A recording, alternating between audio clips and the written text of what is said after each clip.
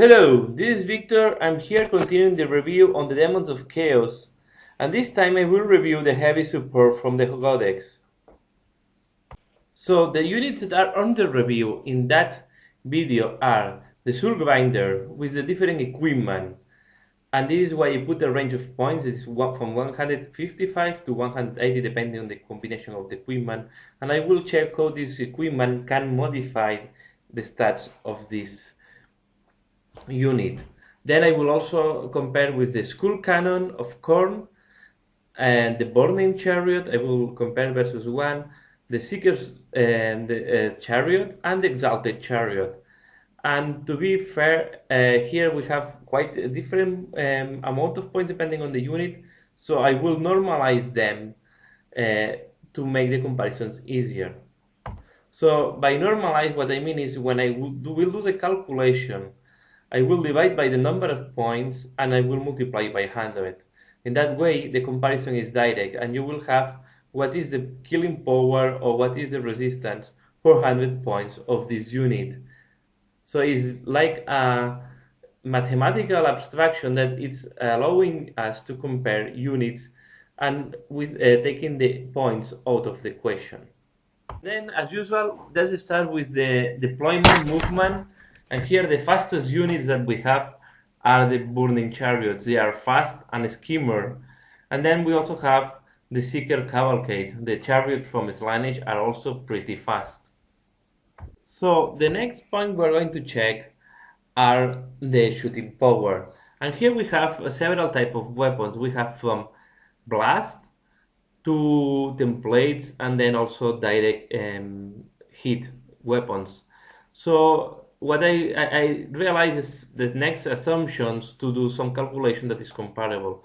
For templates, I assume that we are hitting 4 miniatures if it's light infantry, 3 miniatures if it's heavy infantry, because here I'm mixing here there are some bases that are bigger like the Terminators, or here there is also the motorbikes put in, so I consider 3 is better average.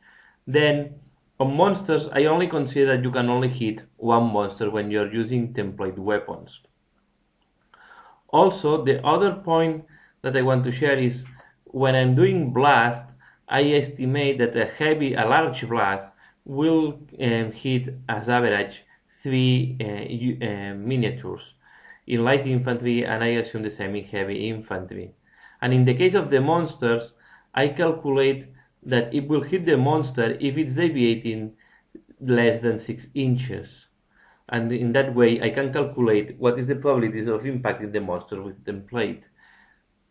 So once I put all these assumptions, then I calculate what are the number of wounds that a hit for each weapon will cause to different types of units. And I classify them by light infantry, heavy infantry, monsters, and flying monsters.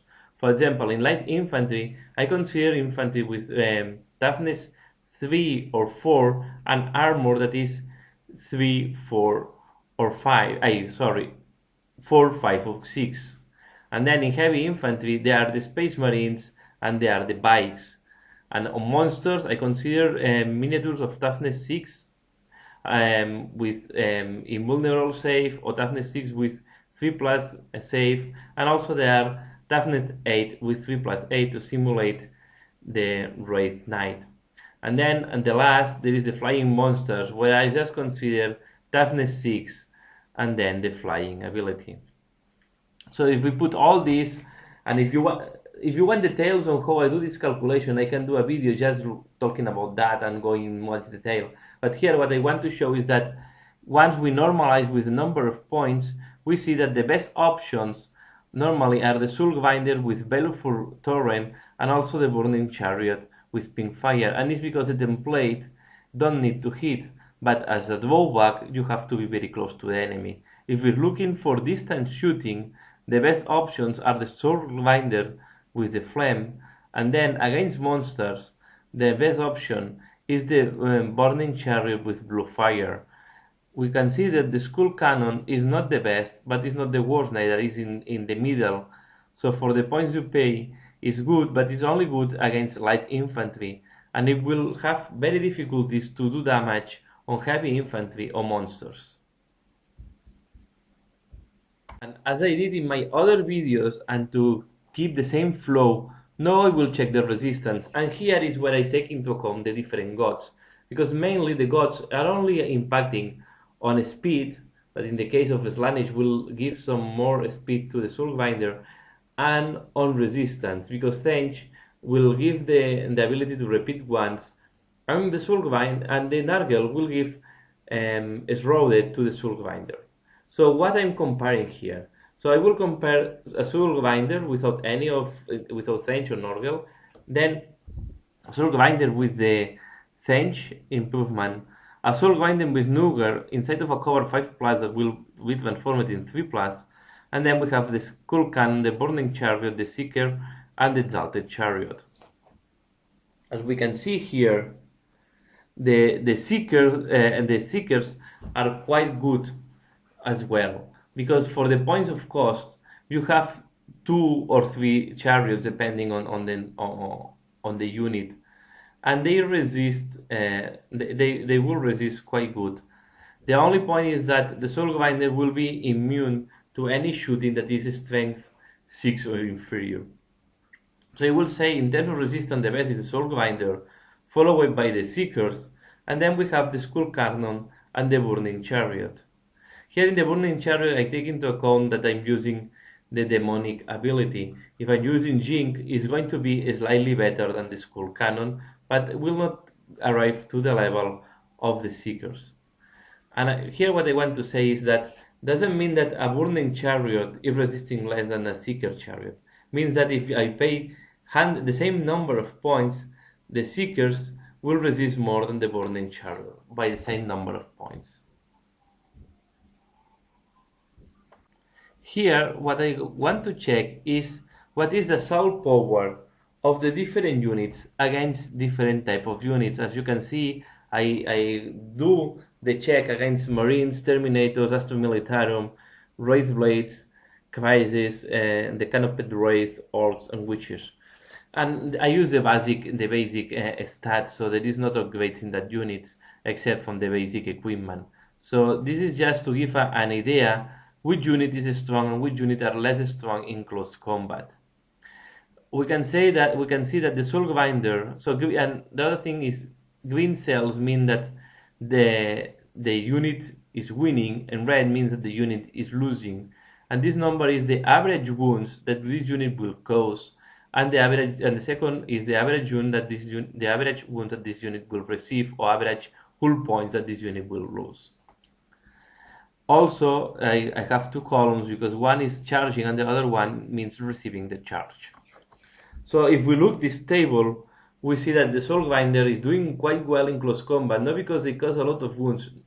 It's not because they cause a lot of wounds. It's because it's not receiving or it's not losing hull points, because most of the units don't have enough strength to damage armor 13. The same is happening with the Skull Cannon, because there is not riders on the Skull Cannon. They only can attack the armor. So in most of the cases, the unit cannot damage or can do is very limited in causing damage. But also it's interesting to see for the Witches, I consider they have this how it's called, these highwire grenades, so they're able to damage the vehicle. And I take this assumption because normally all the Witches have highwire grenades, although it's not great. I think it makes sense to put it here. The other chariots have the problem that you can attack the crew of the chariot, and then you don't need to attack the armor, and it's easier to cause damage. So if we look this table, we see that maybe the best in close combat is a Soulbinder, but we also have to take into account that the chariots of Slaanesh are extremely powerful when charging and are very weak when they receive charge. This is why one column is always in green and the next is in red, because they are very strong when charging, mainly because of the ability they have, the Hammer of Wrath, the special ability they have on Hammer of Wrath. They cause these 6 hits for each hull point the unit have, And on top of that, the riders have very high initiative, and also all the attacks have rending. So this is why they can be quite devastating when assaulting. As you see, for example, if they assault Terminators, they will kill the 5 Terminators without receiving any attack against. In that table, what I did is I add all the different results from the previous one to summarize in one table. Here is the addition of the charging and receiving charge with, against all the armies. And then I normalize by the cost of points.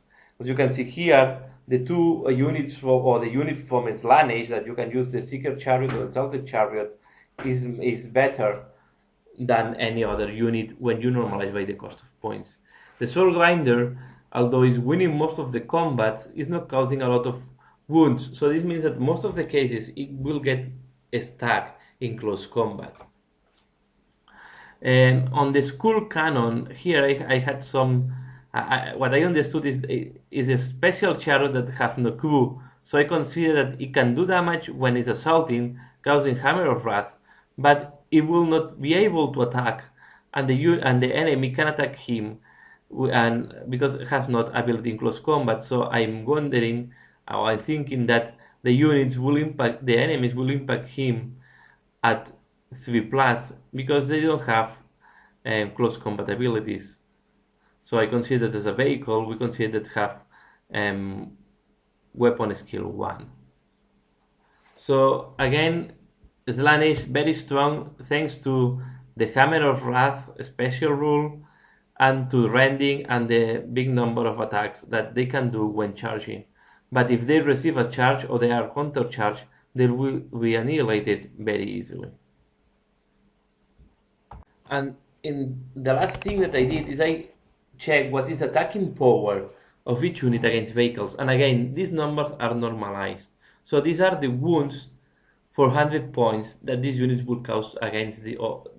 In that case, are not wounds, are hull points that you will remove as average if you're attacking vehicles with the different armors that you see on the top. So if we look first on the shooting, we see that the best unit shooting independently of the armor is the Burning Chariot with Blue Fire, and it's mainly because they have a D3 shots, and the weapon skill or ballistic skill in the case is 4.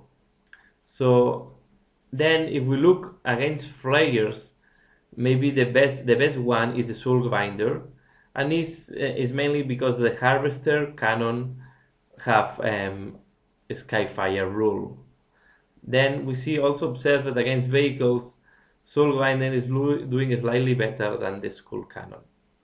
If we then look when assaulting, the best unit assaulting light vehicles are the Seeker and the Exalted Chariots, and it's again thanks to the high number of attacks and the rending special ability. But if we look for higher armor, 13 or 14, then the best choices should be the Soul Grinder. So to conclude this video, I would like to give an overview of each unit and see what I think is the best use after looking at all the stats. For me, Soul Grinder is the most balanced unit, and here depends the equipment that you want to add to him or to it. What is the function that it will do in your army? You can make it as a close combat, and then I will recommend to use the Flammer, and use maybe the best option is to use the Slaanesh to be fast in close combat, and that's all. So try to minimize the cost. Or you can use it as a shooting platform, and then I will recommend to use Nargel, the Nargel ability. Thanks, I don't think is strong enough. It's not giving, it's not improving a lot the resistance of the vehicle, and yeah, and I think it's better to have Nargel if you want to improve the resistance of the vehicle. If you want to do a shooting platform, I would recommend more the Flame, because it's more versatile, it's more flexible than the Warp Gaze. Now, the Skull Cannon for me is the worst heavy support unit after analyzing this. It's the weaker. It only have shooting, and it's not the best in shooting. And the only thing I will use it is for the special ability when shooting that the units that will assault in the next assault phase to the will not receive or will not be penalized for charging against difficult terrain. I think this is the only thing I will use the skull cannon, just to give assaulting grenades to units that don't have. But yeah, apart from that, I think it's quite a weak option. It's not good. Is have no power in close combat. Is not very good in in shooting. Even against light infantry, there are choices that are much stronger than the skull cannon. Next is the Burning Chariot of Thange. I think the Burning Chariot of Thange now with the new rules that you can use heavy weapons on chariots because no the crew is relentless, and you can use the blue and the pink fire. I think the ability of using the two type of shooting is giving a lot of versatility to the chariot. It's quite strong in shooting, but on the other side, it's very weak in close combat, and it's not resisting a lot. So if you start jinking, then you lose the firepower. So it's very fragile. So you have to take this into account, but it's quite hard in shooting. And at the end, we have the Seeker Cavalcade. Here you can, at the end, in the codex, you can have the combination of what you want between Exalted and Seeker Chariots.